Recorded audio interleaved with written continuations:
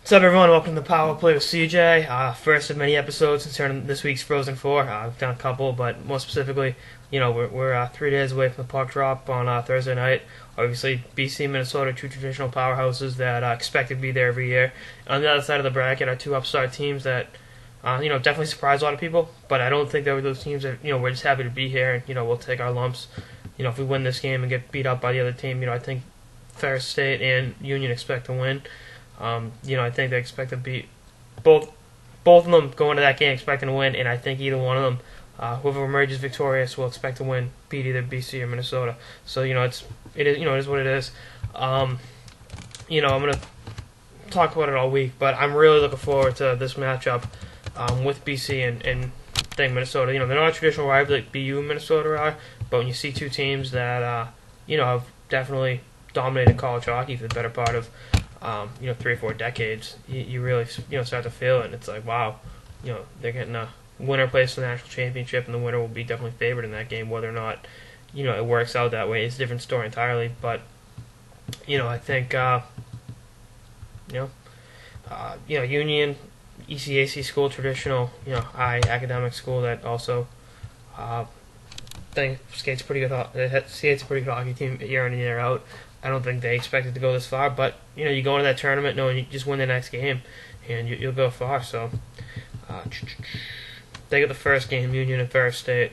Hey, we'll see what happens in that game. But I don't mean to disrespect either school. My big thing is the BC Minnesota game because of the talent. That's going to be skate. You get two bona fide. Both teams are going to have at least 3 or 4 guys on the pros. I mean, when I say pros, I mean the show in due time. I think Bustad is going to be a hell of a player. Kreider will be up at the Rangers by this time next week. Both those teams expect to win the national championship every year. That's how BC, Minnesota, BU, Michigan, all those teams expect to be here every year. And BC should have won the national championship last year. I think they overlooked Colorado College, and they had to pay the price for that. But they're here this year. They didn't overlook anyone. They had a couple tough tests with Air Force and the other one there, but what else was it? Oh, Duluth.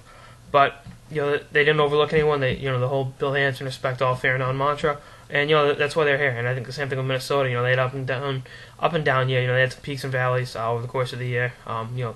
Lost a tough one in Dakota, came back and beat a pretty good BU team, a pretty tough Terriers team, and then beat the rival Sioux, and now they're here, or whatever they're called this week. But I'm looking forward to hockey in paradise. That's what it's going to be. I figured I'd do a little rendition. My new favorite Luke Bryan song for you guys. I'll drop a couple lines and try to rewrite it. But Suntan City, few people.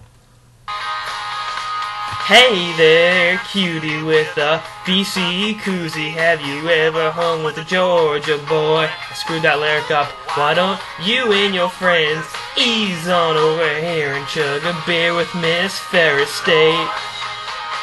Yeah, I'm sitting pretty in Suntan City. That's what the Frozen Four is going to be like this year. It's a non-traditional hockey market, and it's going to be enjoyable. Everyone's going to have a lot of fun. Everyone's going to get to see great hockey, and everyone's going to party responsibly.